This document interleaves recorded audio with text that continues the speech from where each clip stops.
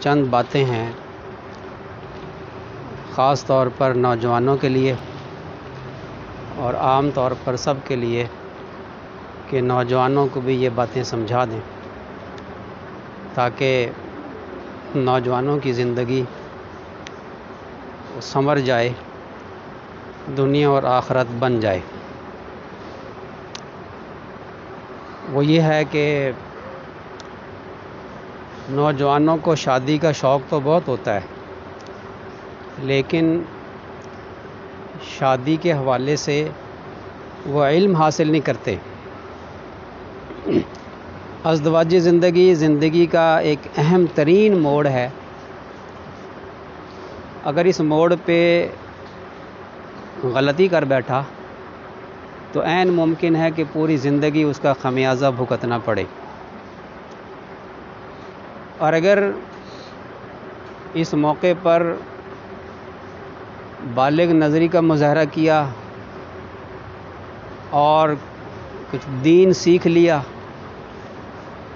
بیوی کے حقوق سیکھ لیے اور ان پر عمل کرنے کی نیت کر لی، تو اس کی زندگی جو ہے وہ جنت کا نمونہ بنے گی۔ نوجوانوں سے پوچھتے ہیں کہ جی شادی کی تیاری کر لی؟ جب لوگ نوجوان دعوت دیتے ہیں نا، جی ہماری شادی ہے جی دعا کرنا، یا ولیمے کی دعوت دیتے ہیں، تو ہم پوچھتے ہیں کہ تیاری کر لی؟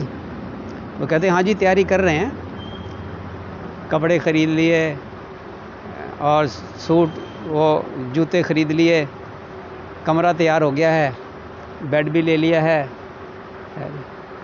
اور زور و شوروں سے تیاری ہو رہی ہے۔ یہ جواب ہوتا ہے۔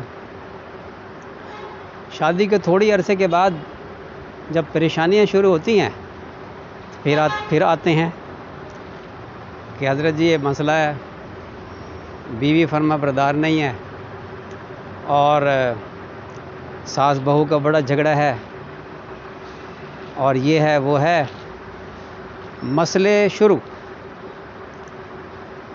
اس بات کا اندازہ نہیں ہوتا کہ بہت سی ہماری اپنی غلطیاں ہوتی ہیں۔ پھر جب اولاد ہو جاتی ہے تو اولاد کے اپنے مسئلے شروع ہو جاتے ہیں۔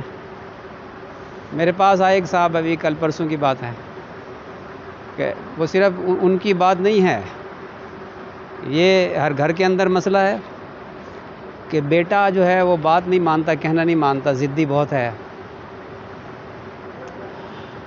تو ان صاحب کی بات سننے کے بعد میں کچھ دیر تک تو سوچ میں پڑ گیا کہ میں ان کو کیا کہوں۔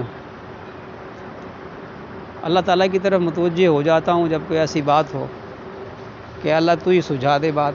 یہ تو ایسا ایشو ہے کہ یہ باپ جو شکایت لے کر آیا ہے اس کو خود سمجھانے کی ضرورت ہے، خود تو اپنے اعمال درست کرے۔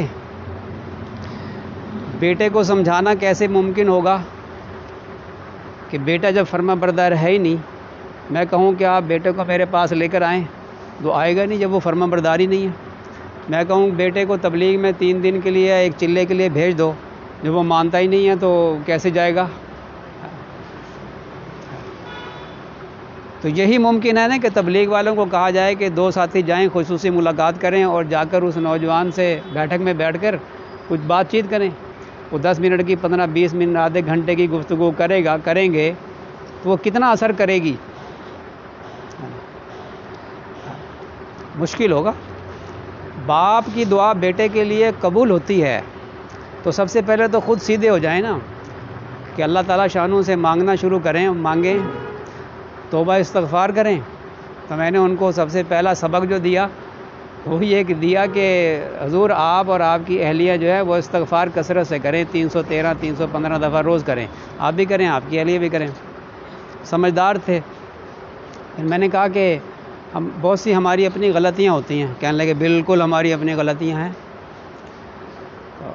تو بتانے لگے اپنی غلطیاں ہماری ہوتی ہیں، اس میں کوئی شک نہیں، ہم معصوم تو ہے نہیں، نیک سے نیک انسان ہو تو اس سے بھی غلطیاں ہوتی ہیں، لیکن بہترین گناہ گار وہ ہے جو توبہ کرتا رہے اور اللہ کی طرف رجوع کر کے اپنی غلطیوں کی اصلاح کرتا رہے۔ ٹھیک ہے نا؟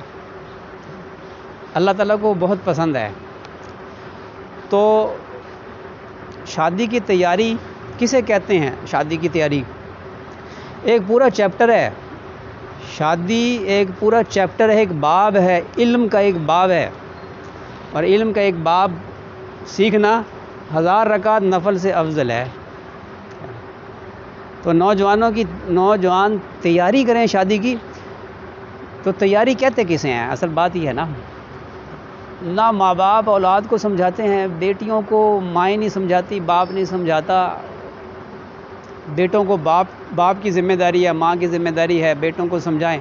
شادی سے پہلے روزانہ بیٹے کی کلاس لیں نصیحتوں کی، اور بیٹی کی شادی ہے روز اس کی کلاس لیں، بیٹا تو نے ایسے کرنا ہے، اپنی بیوی کے ساتھ ایسا سلوک کرنا ہے، ایسے پیار سے رہنا ہے، ایسی محبت سے رہنا ہے۔ یہ مستقل بات ہے، یہ میں لمبی بات نہیں کرنا چاہتا، میں نے تیاری کی ایک بات کرنی ہے، صرف ایک بات کرنی ہے تیاری کی، کہ شادی کی تیاری کسے کہتے ہیں۔ اور باتیں کافی ساری ہیں اس میں، یہ قسطوار گفتگو ہو سکتی ہے۔ پہلی چیز یہ ہے کہ نوجوان اپنے گناہوں سے توبہ کرے، اس لیے کہ اس کے اعمال کا اثر اس کی ازدواجی زندگی پر پڑیں گے۔ یہ لکھ لے اپنے دل کے اوپر کہ اس کے اعمال کا اثر اس کی ازدواجی زندگی پر پڑیں گے۔ اگر نیک اعمال ہیں اچھے اثرات پڑیں گے، اگر برے اعمال ہیں برے اثرات پڑیں گے، آج نہیں تو کل پڑیں گے۔ اس کا بد نظری کرنے کے اثرات اس کی ازدواجی زندگی پر پڑیں گے، بدفعلی کرنے کا اثرات اس کی بیوی پر پڑیں گے، اس کی اولاد پر پڑیں گے۔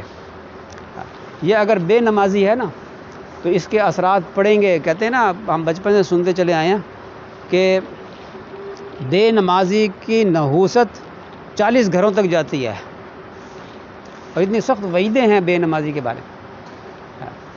اللہ کا منادی بلا رہا ہے، اللہ اکبر اللہ اکبر، اللہ بڑے ہیں، اللہ سب سے بڑے ہیں، چھوڑ دو سب کچھ، آ جاؤ، حی علی الصلاح حی علی الفلاح، وہ بلاتا ہے اللہ کا منادی۔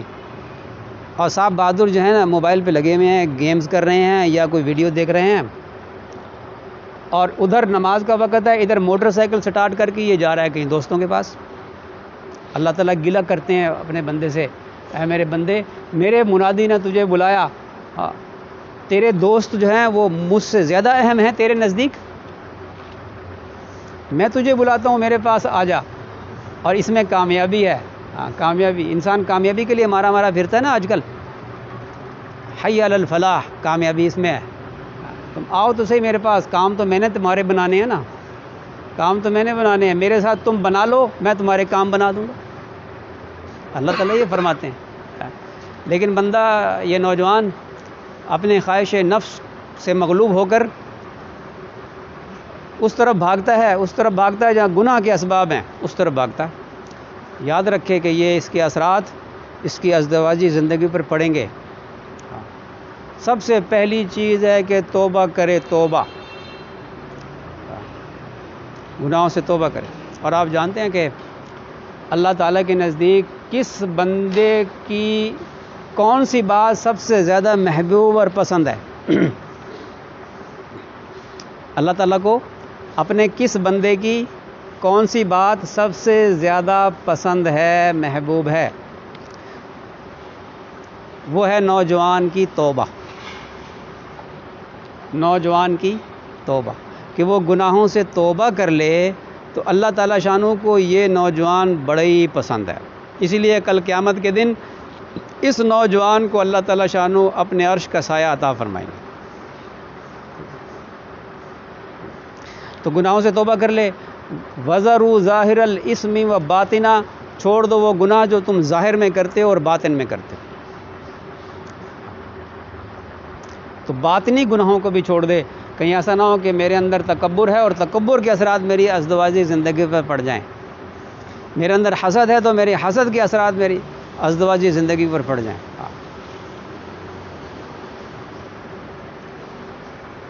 وہ صاحب کہنے لگے کہ بیٹا جو ہے وہ دل لگا کے پڑھتا بھی نہیں ہے، اور کبھی کبھی کہتا ہے کہ میری شادی کر دو۔ میں نے کہا علاج تو اپنا خود بتا رہا ہے وہ۔ پھر وہ صاحب کہنے لگے کہ یہ ٹھیک نہیں ہوگا تو وہ جس کی بیٹی آئے گی، جو بیٹی آئے گی گھر میں، اس کو بھی تنگ کرے گا، پریشان کرے گا، اس کا کیا قصور ہے؟ ہم چاہتے ہیں یہ ٹھیک ہو جائے۔ میں نے کہا یہ آپ نے 100% بات صحیح کی۔ ہم آج کہتے ہیں کہ جی شادی کر دو، یہ ٹھیک ہو جائے گا، شادی کے بعد ہو بھی جاتا ہے، لیکن ضروری نہیں ہے۔ جو عادتیں بگڑی ہوئی ہیں یہ اس بیوی کے اوپر اپلائی کرے گا، اس کے ساتھ بھی تکبر سے پیش آئے گا، اور جو برے اثرات ہوں گے، جو ادھر ادھر نظریں کرے گا، بد نظری کرے گا۔